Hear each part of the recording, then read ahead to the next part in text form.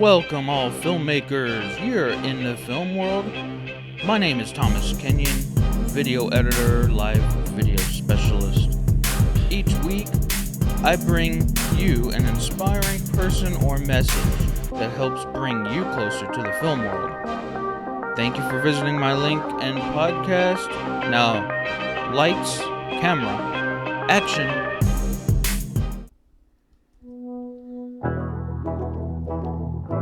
Episode 109. Introverts are taking over the film world and in the world in general. That's not to say that extroverts can't or don't rule filmmaking, but a lot of scenarios are in favor of the introvert.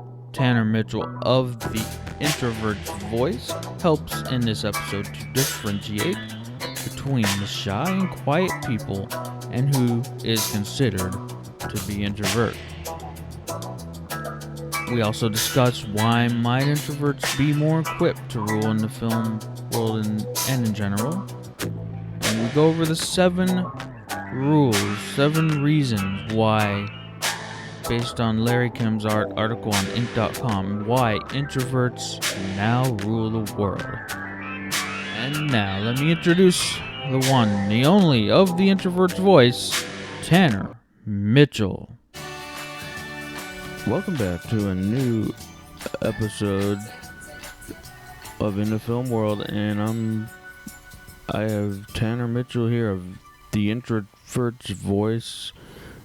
It's his Facebook page. He just launched his podcast, The Introverts Voice, and you can find that on iTunes as well. Hello, Tanner. How are you doing today? I'm doing great, Thomas. How are you doing? As you just said before we start recording, I can't complain as well. Yeah. Got this podcast I love doing, have fun doing it. That's great. So you're just living the good life. Yep. So to get things kicked off, what are you most excited about in your life right now? Really what I'm most excited about is the momentum I'm seeing with my business. You know, I've been an introvert for a long time. You mentioned the Introverts Voice podcast and the Facebook page that I just launched. Personalities have always been super fascinating to me. And so now that I've applied that into a business, a new stream of income, it's been great because I get to be involved with something that that's really near and dear to my heart and that I'm close to. And so it makes me super motivated every day. You know, it's kind of just one of those things that people talk about, like if you could get paid, or if you had to do a job, if you weren't going to, you know, if you could do something, whatever it is, what would it be, you know, even if you weren't going to get paid or whatever like that. And that's what this is for me. I love talking to people about personalities, and since I am an introvert and I am a small business owner, I own 4 small businesses, helping people and guiding people through that's what I'm most excited about right now. Awesome. And what are you grateful for? What am I grateful? Well, I think that I'm most grateful for is probably that opportunity and probably that insight. I didn't ever think that this was something that I would be getting into. I grew up in a very farming community. There were about 2,000 people in the town that I grew up in, and everybody sort of ends up doing the same thing. You know, if you get a job in my town, it's at the mill, or it's something to do with milling lumber, logging it, containing forest fires, that sort of thing. And so I never really envisioned myself having this sort of freedom to do what I want. So I think most grateful, I would be remiss if I didn't mention my new wife. I got married back in October, so I can't, of course I'm so grateful for my wife and my family. But as far as business is concerned, I'm super excited for that opportunity, and that my other businesses, or our other businesses, have been successful enough to where I have the freedom to pursue things that I am more passionate about. Yeah, definitely. Congratulations on being a newlywed. Thank you. Who has most inspired you to kick this up, start doing all this? Who has?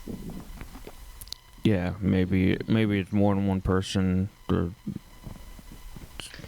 Okay, well, I would say Pro- well, my wife is super supportive.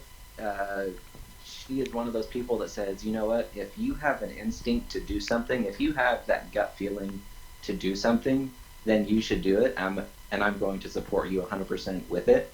So she's someone that has inspired me to really go after it. One of my mentors, her name is Monica Burnett. She has helped me along this way too and sort of guided me and encouraged me to do something like this for some time now. Those two people have really helped me to be where I am today. And then it sounds kind of cheesy or corny or whatever, but really, myself. I sort of inspired myself to do this because I grew up, as an introvert, like you mentioned earlier, you're in your head a lot and you can be your own worst enemy, or you're either the biggest help, you can be the biggest help for yourself, or you can be your worst enemy.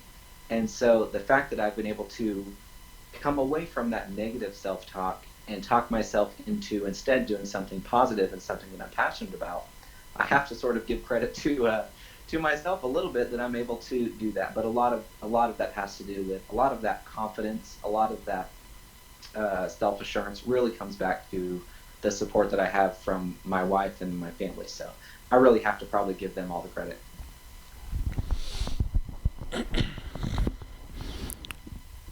so you mentioned and diving in on the subject more now.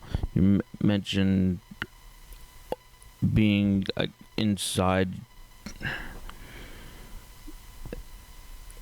being inside your thoughts a lot, and with there's a lot of talk about actors before they came to be.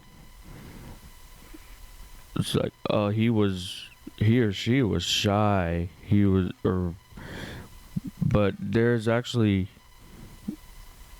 a difference between being shy and being an introvert. What is the So difference? what's the difference? So I would say an introvert is someone who is well aware that they are an introvert. Well, I mean, I would hope so. An introvert is sort of someone who recharges their batteries by having alone time or quiet time, or things that just really, anything that's the opposite of draining.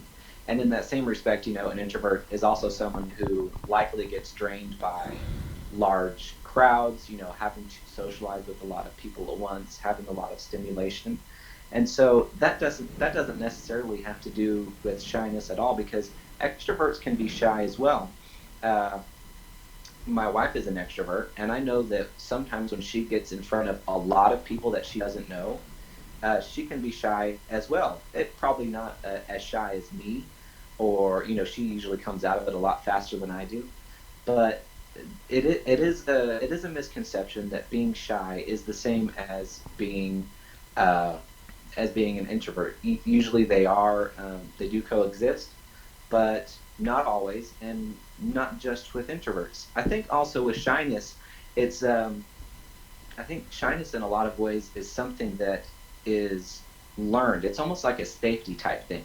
When you go into a situation that you are unaware of or you're unfamiliar with, something that you're just not used to, the natural reaction for many people is to try to be less noticed, try to be more quiet and in the background so that they have time to figure things out, if that makes sense. Yes, that makes sense to me, definitely. Yeah. So I have these series of questions here. I looked it up from this website. I found incinc.com. Hmm. Larry Kim, why introverts now rule the world. Okay. And the first one introverts are superior storytellers, and that should get anyone who's an introvert or who's interested in film, get them going a little bit. Discuss what would make an introvert this a superior storyteller. What makes an introvert typically a superior storyteller is the fact that they are in their head all the time. They're usually more creative, they are more imaginative, they are used to having that alone time, especially as a kid, and they make things up on their own. They are dreaming about, fantasy. They're dreaming about the things in the outside world. They're seeing all of that in their mind instead of going out and experiencing it. In terms of an extrovert, sometimes with extroverts, they want the attention on themselves, so their attention is on themselves. Whereas an introvert, they don't want that attention, but they still want to see the world, and the way that they see the world is by going into their head, by reading books, by watching films, like you're saying, um, getting online and seeing different videos. They see the world that way, and they have a large bank of creativity that they're able to pull from. And storytelling is really sort of an intimate thing. It's something that requires attention to detail. An introvert is the perfect attention to detail type person.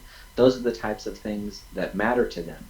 Because they are in their head all the time, they recognize things more carefully. When you don't have the attention, when you're not trying to get attention, you give your attention to other things. And in doing that, you notice a lot more than most people might otherwise, as an extrovert.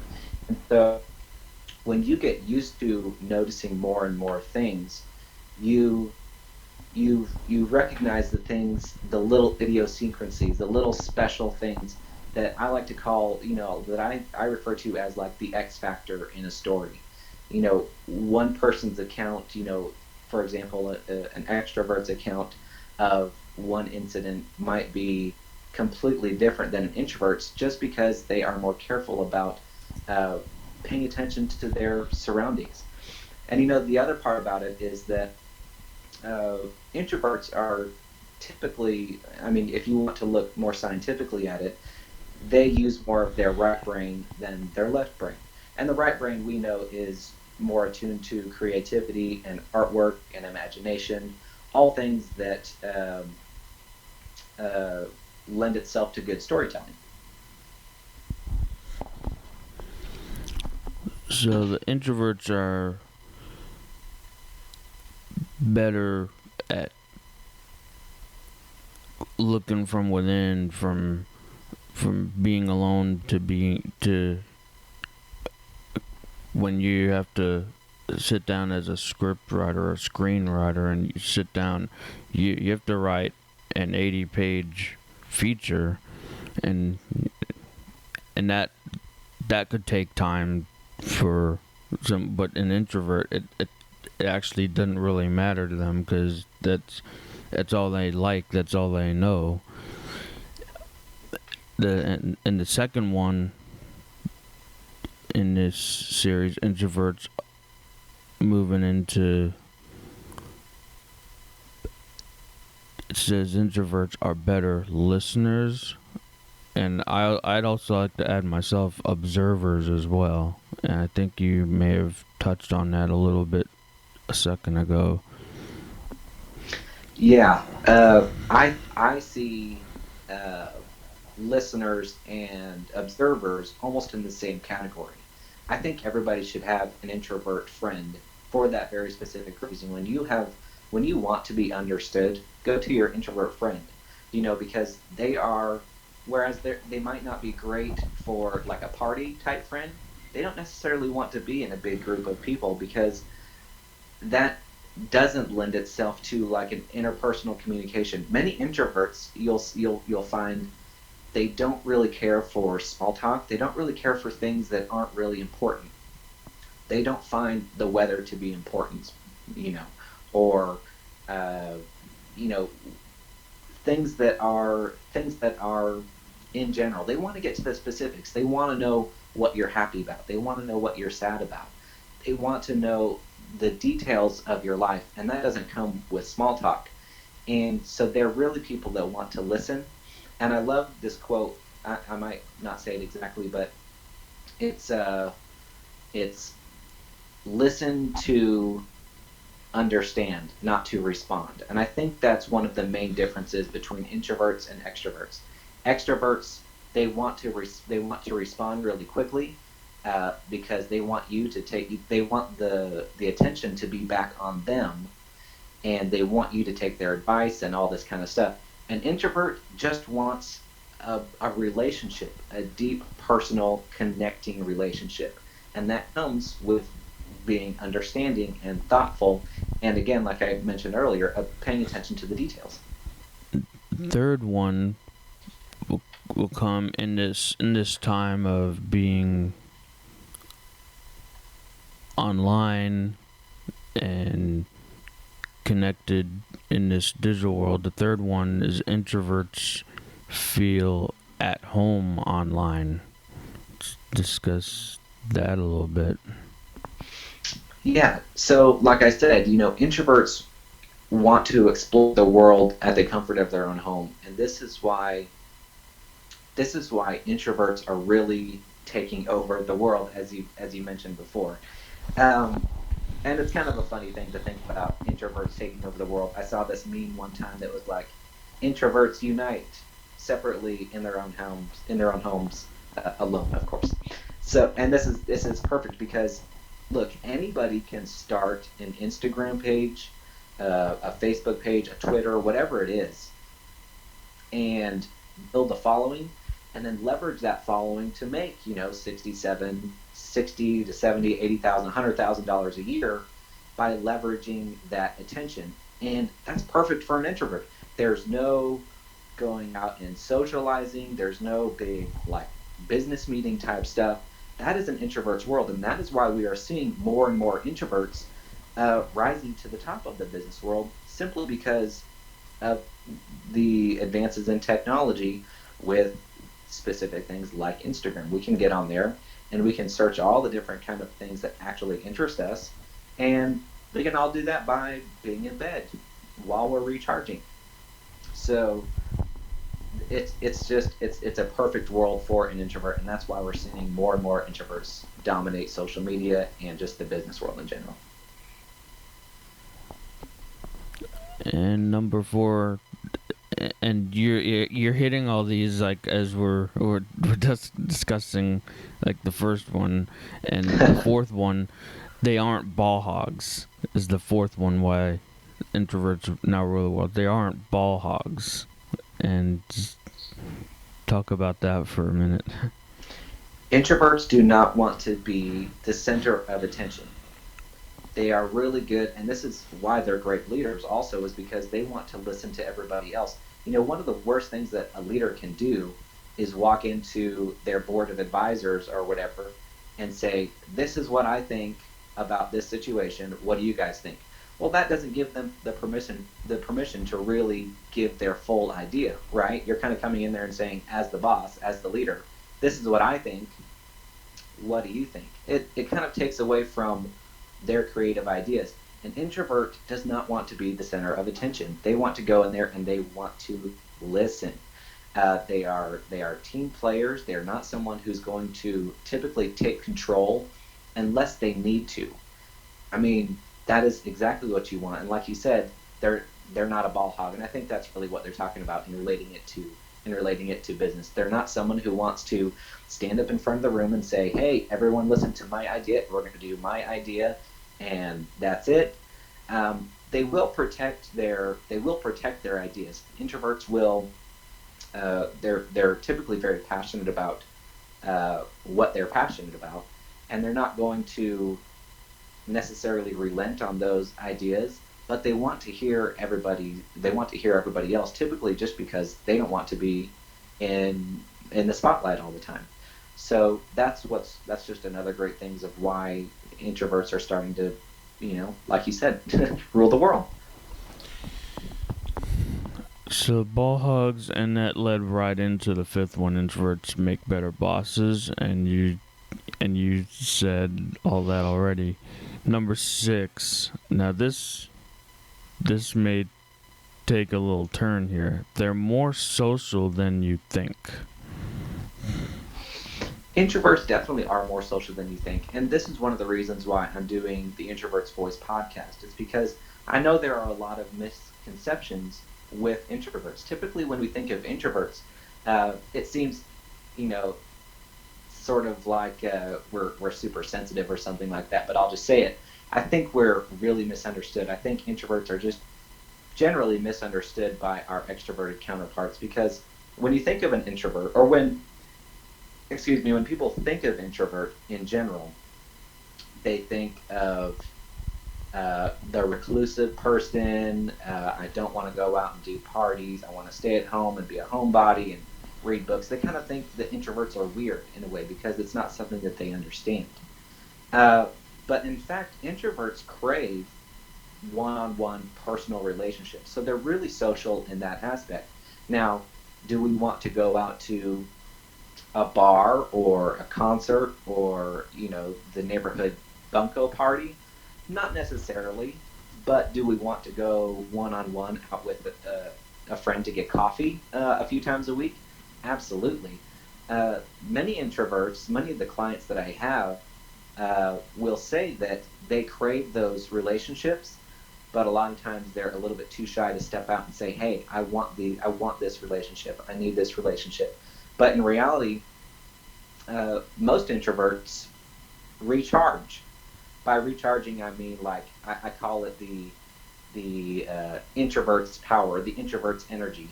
Uh, as an introvert, if I, like, for example, for myself, if I go out to a networking event and I have full batteries, if my introvert charge is full, being the longer that I'm in those social situations with a large crowd and I'm having to interact with a bunch of people and do all of that, my battery is going to be draining.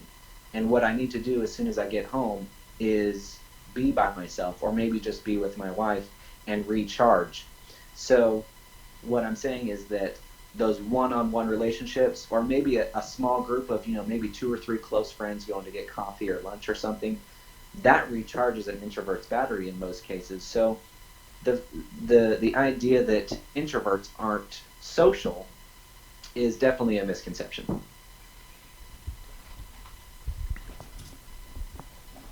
And the last reason why introverts real world, a lonely heart, mentioned you being alone, a lonely heart makes for more creativity.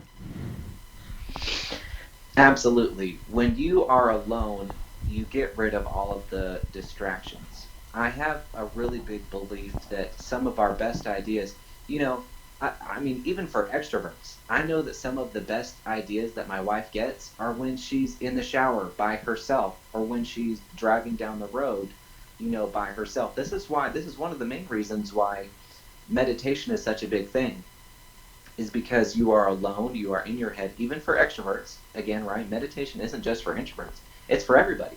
And that is because you have that alone time in your head. And uh, from that alone time, you are going to have all sorts of ideas because you don't have the distractions.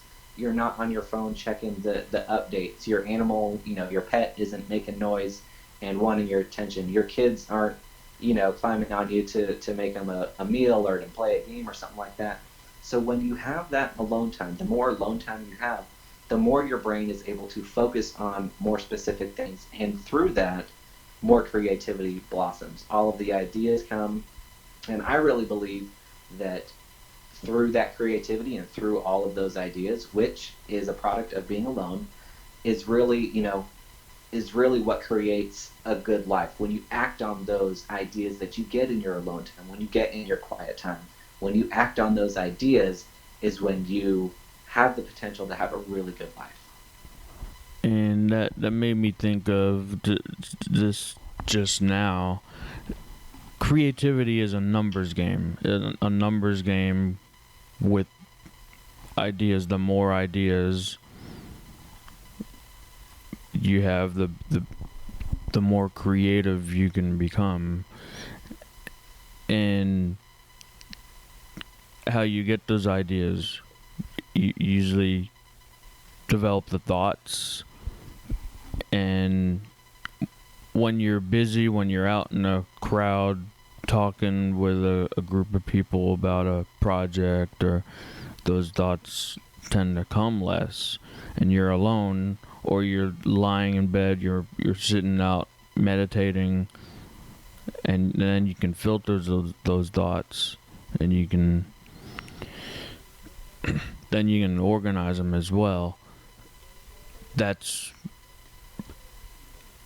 that's where the numbers game come in. The more thoughts, more creativity. Would you agree to that?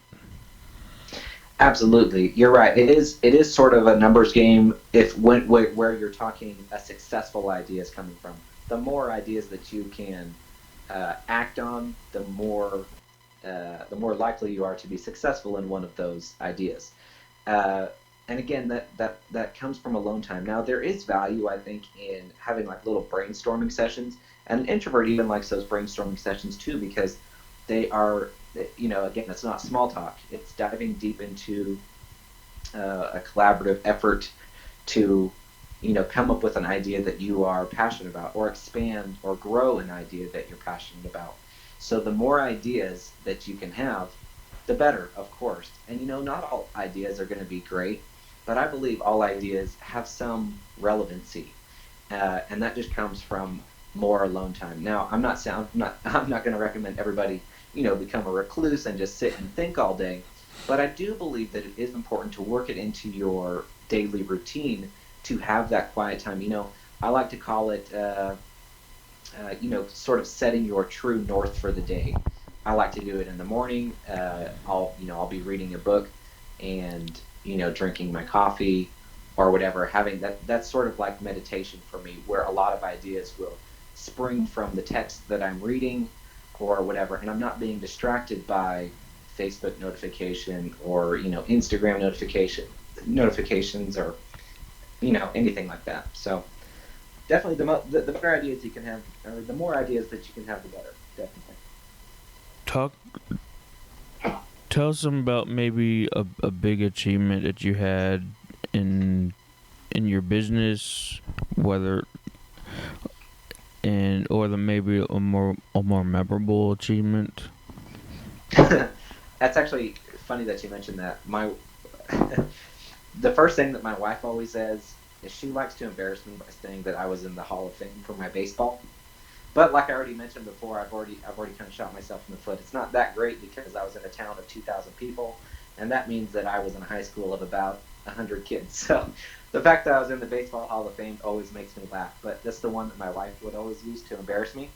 But on a more realistic note, talking about myself, as an introvert, you asking me to talk about myself seems a little bit counterintuitive. But I would say that one of the biggest accomplishments that I have is the time freedom. I'm 27 years old. I quit my last real job, the last job that I wasn't working for myself.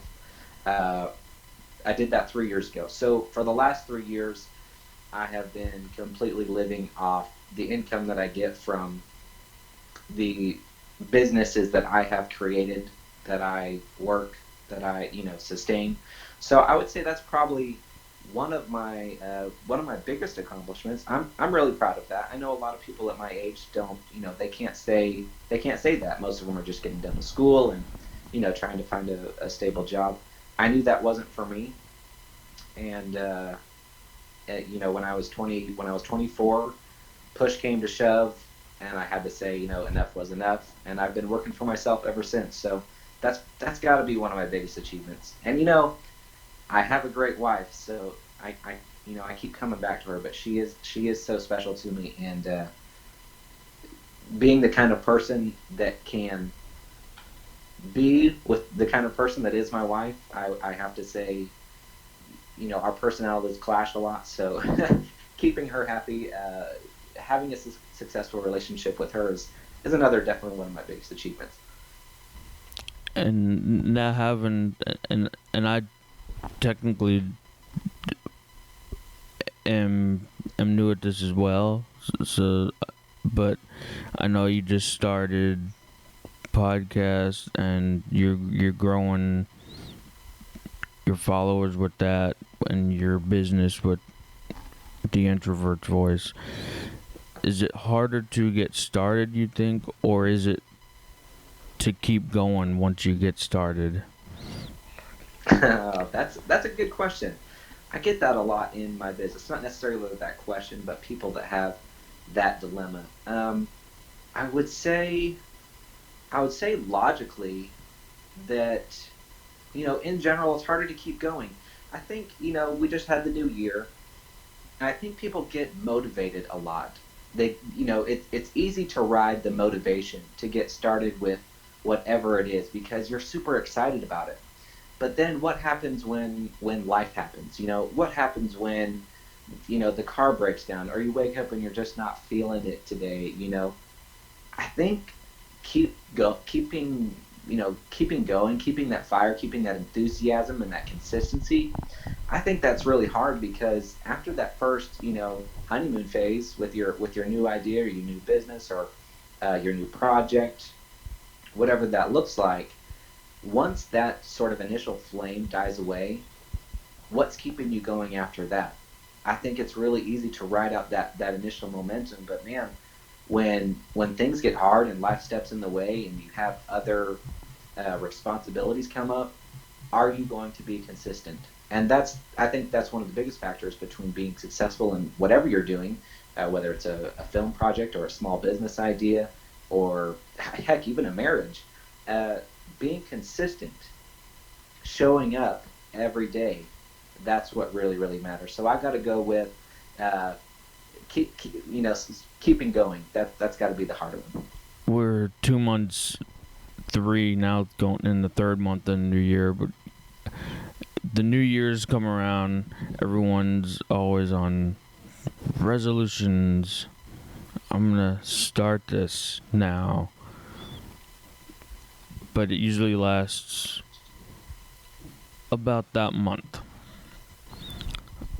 I've recently just heard of a new way to tackle the idea of a resolution, and it's actually to come up with like a actual 30-day challenge, because I've also they've also said, how long does it take to develop a habit? About 30 days, right? Mm-hmm. And so if you can get on this idea of a 30-day challenge, and if you can do that, be consistent for that 30 days, you can actually start to develop a habit that you can do that past that challenge, or challenge resolution. I don't know what you would actually call that. Yeah, the 30-day thing is a really good idea. I think they say it takes like 27 days to start or to like, be consistent with a habit or to develop a habit.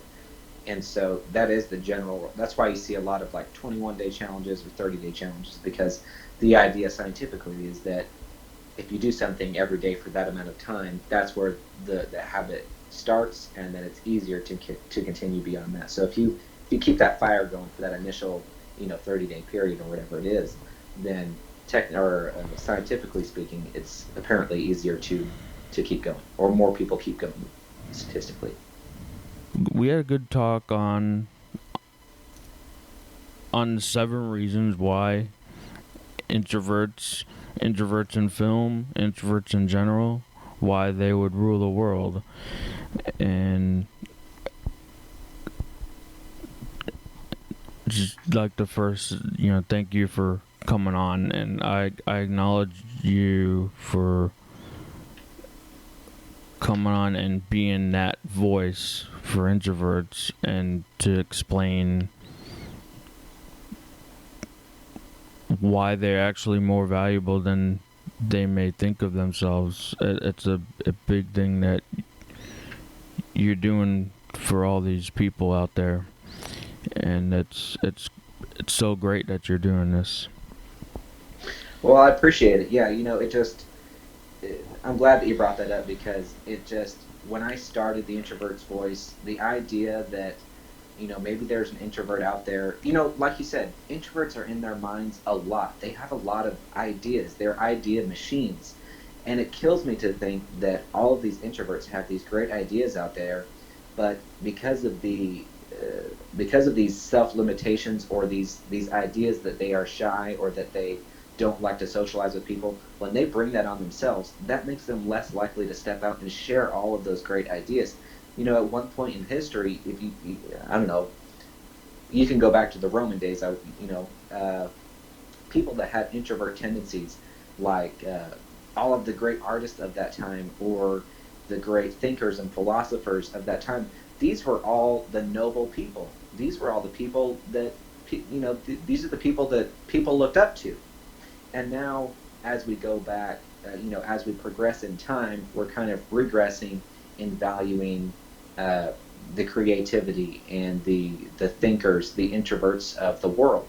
And so that's really what I want to do with the Introverts Voice is to show not only introverts but extroverts as well their value and help them to act on it. When I was a little bit younger, or when I was growing up myself, and I was always called shy, and my family knew that. And when they the discussion of me comes growing up, what is he gonna do when he grows up? Well, he's gonna be a silent actor, or but and what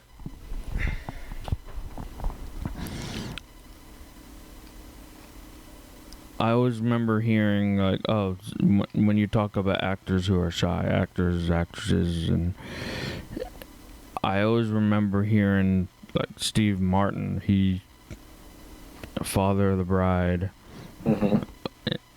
he was, I always remember hearing that he was very shy, and now look what he's a very successful comedian, actor. He's also a successful musician as well. That's kind of what he's doing now, and that's a great example. Is Steve Martin? He's one of my favorites too. He's one of those classic guys. And if you think about it, all of these, we've mentioned it before, but uh, being an introvert in the film industry, the acting world, all of that is perfect because it's all creativity. you know, Steve Martin had to, if you want to talk about the father of the bride, or one of my favorites, the Three Amigos. These were not his life experiences that he was necessarily pulling from. As actors have to, they have to imagine, they have to create, they have to empathize with other people. They have to be able to put themselves in other people's shoes. And the best actors are the ones that can portray another person's life in the best way, in the most emotionally grabbing way. The way those the best actors do it is by observing. They observe and they get so into observing and the detail that it's able to come through them, and that's what you see on film. The very best ones that you can think of. I mean, Meryl Streep, introvert; Johnny Depp, introvert. All of these people that are great actors are ones that really go inside their head and they think about it and they analyze it and they break it down and they are creative and they are observant. So being an introvert in that world, I mean, it's a home run. It's almost like you have a leg up. So yeah, and because of that exact, and I just mentioned the one, but it's really industry wide, and there's a reason. You're sitting on turn on the TV screen and you see, and you start to develop, what would you call it, a TV screen relationship with an actor, it means they're actually doing a good job. They're getting inside the role. They're Hmm. they're observing what do they think, how they think best that this character would act in this situation. And a lot of times it being a fictitious character, they really don't know the person, but they're thinking, they have to think and they have to know how this character would act. Yeah, they have to come up with a story, and the more detailed, a lot of the movies that actors make these days are with characters that are have passed, or they are fictional characters, from maybe a book or something like that. So whereas we know a little bit about them, it's not like they were able to meet the person and ask them all these sorts of questions and sort of get a feel for their personality and their mannerisms and all of that.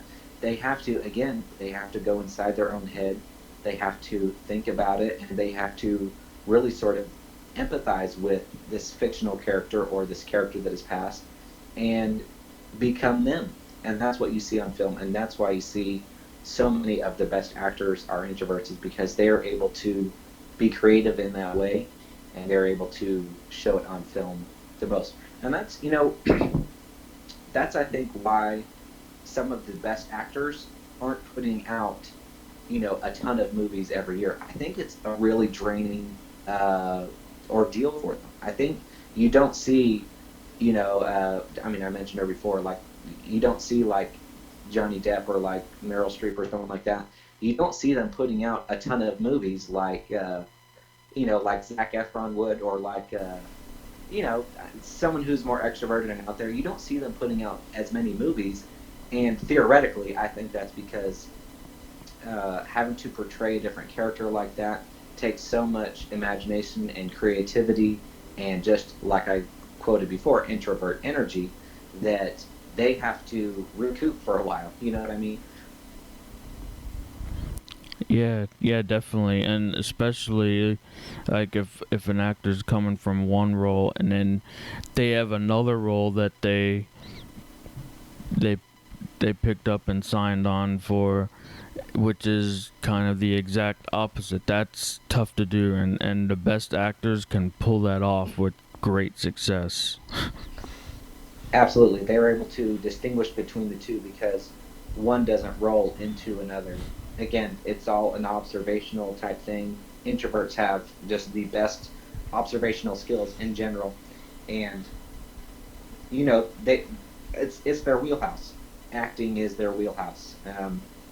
If they can get over that, uh, the social anxiety part about all of things that come with, you got the cameras in your face, and you got, or maybe if you're doing live acting, the crowd watching you.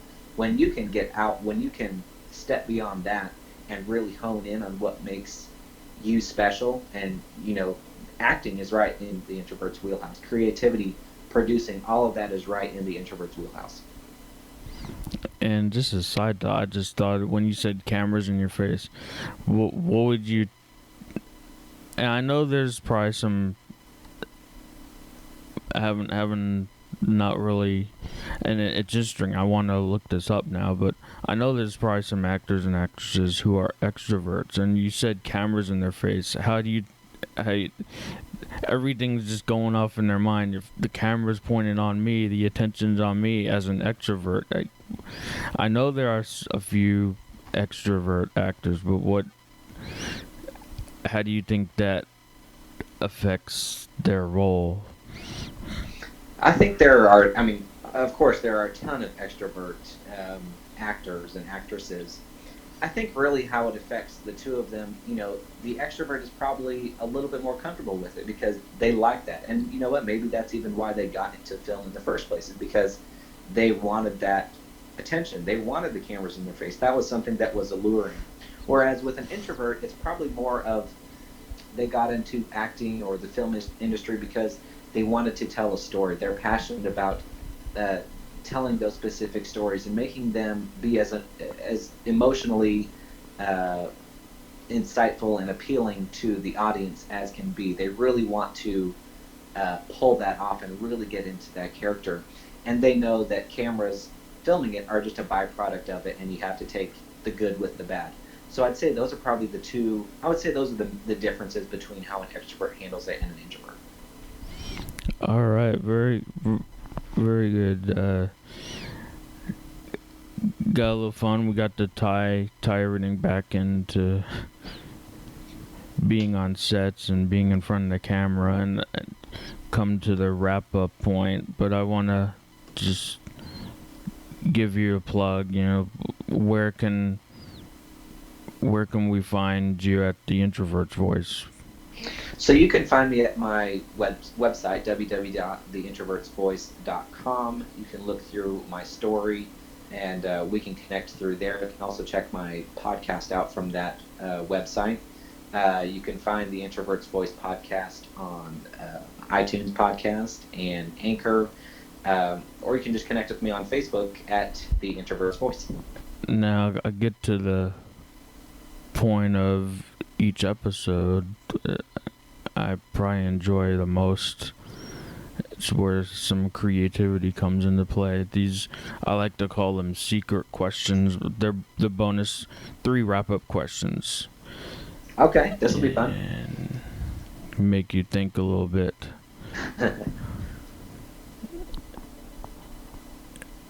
First one, modeled after a 3 question that I follow from the podcaster who I was inspired to do this from, Lewis Howes of the School of Greatness Academy. He asked 3 questions, 3 truths of what do you think is true most in life. But I like to I changed it up to fit my topic a little more. And the first question I like to ask all my guests at the end: what are 3 movies or TV shows that best explain or describe your life? Oh man, the best explain or describe my life. Um, I really like The Truman Show. I don't know if you've ever seen it. It's a Jim Carrey. I think it's one of Jim Carrey's better films. Uh, it's one where he is basically a production company basically takes him as a baby. He was an orphan baby, and they film his entire life secretively. They set up secret cameras, and they create this whole world, this whole uh, community that's inside this controlled environment. The weather is controlled. The All of the people in his life are actors, and they're filming his whole life. And then in his, I would say probably 30s or so, he kind of figures it all out, and he wants to get outside of this world and see more of it. And it's sort of his discovery of that. I've always identified with that film. Another film. I love movies, by the way. So this is a great one. Another one that I identify with is Seinfeld. Seinfeld, I don't know what he is. I don't know if he's an introvert or an extrovert, but I think in general, comedians have to be super, super observant of the world around them, and sometimes they're able to make jokes out of them. And I think those are the super successful comedians.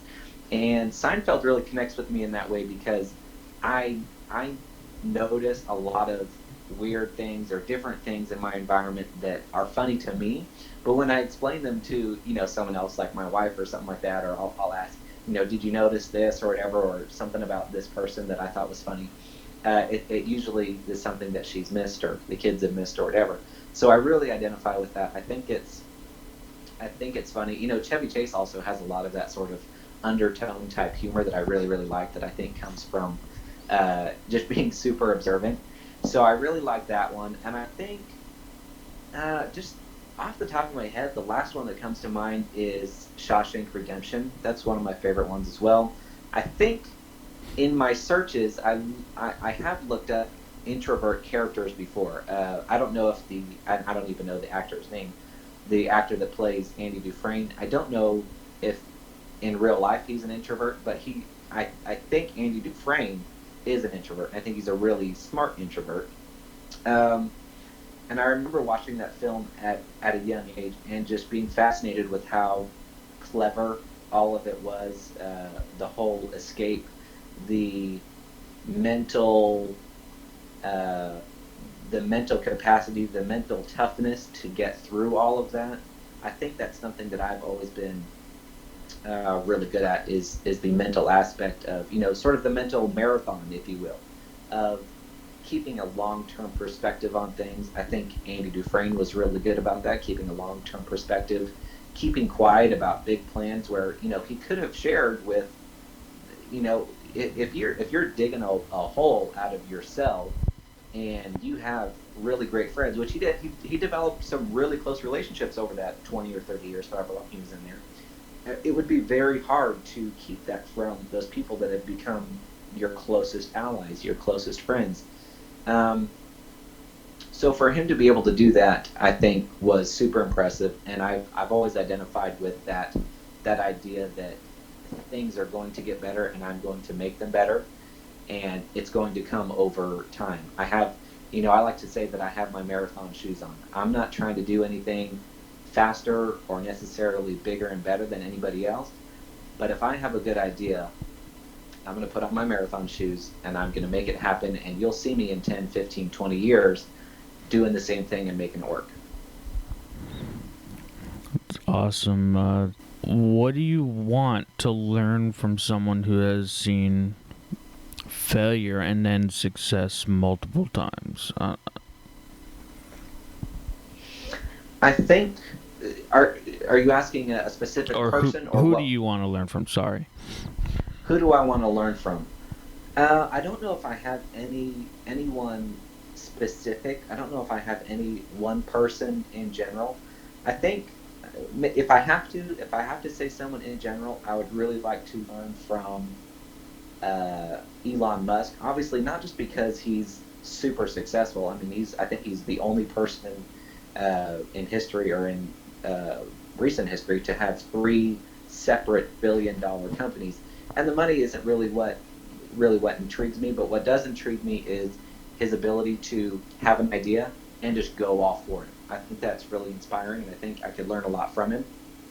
But also, I think one of the most underrated things that you can learn from a business person is when to say no. People say that winners never quit, and I don't believe that, because I think if we never quit at anything, then we would be so overwhelmed we wouldn't be able to spend time on the projects that eventually do really well. So I think it's important to know when to say no, know when to quit, get rid of an idea that isn't working or a business that isn't working, so that you can put your efforts and your energy into something that might work or that might be better. So I'd really like to learn, I guess, from him or Warren Buffett or someone that just has a ton of knowledge where they know they can relay sort of when to quit and when to say no. And the final question before I let you go: why is the film industry important in our world? It's a really good question, and I think it's something that people need to understand better, is that we need to be able to put ourselves in other people's shoes. And the film industry is a really great way to get a message out there, or to be able to put yourself in someone else's shoes, sort of increase the empathizing. When myself as an American gets to see a film maybe a little bit about how life is like in Africa or China or wherever else, even just a different socio-economical class than myself, when I'm able to gain some insight on that, it sort of softens your heart a little bit. It makes you realize what you're grateful for in some cases. It can inspire you. It can make you do things that you might have not done before. It makes you see people in a different light. And I think if we had more and more of that in the world, and people were really able to uh, contemplate those things and apply them, we would have a much better world. I think that the film industry is important.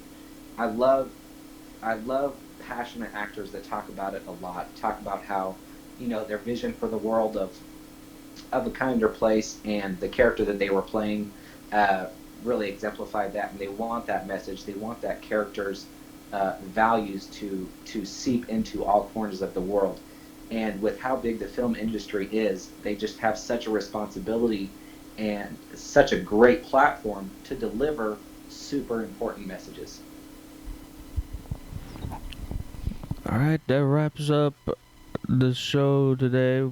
I was talking with Tanner Mitchell of the Introverts Voice. Thank you so much, Tanner. I'm grateful for you coming on and talking about introverts in the film world.